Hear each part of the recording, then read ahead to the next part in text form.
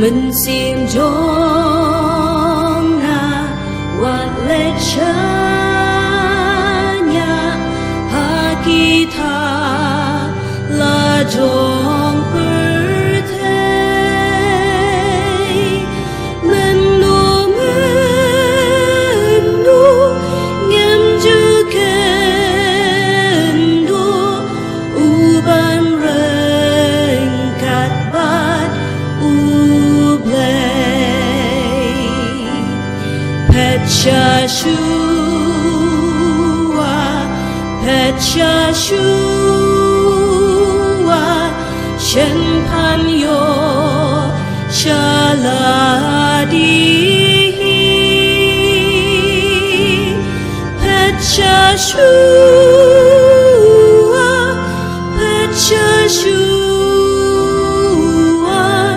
chen pan yo cha la di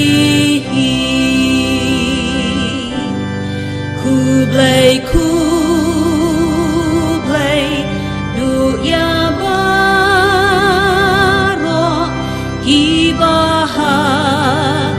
urtegi don ban ya selak bat mi ublai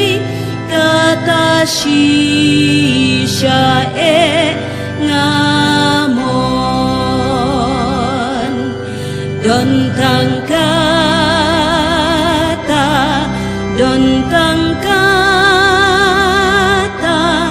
yakijeng kwa ban penhon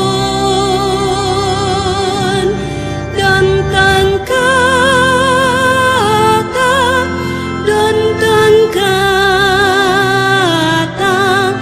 yakijeng kwa ban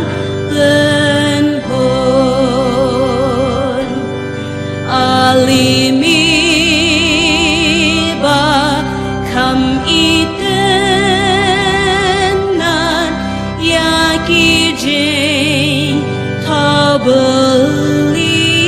ba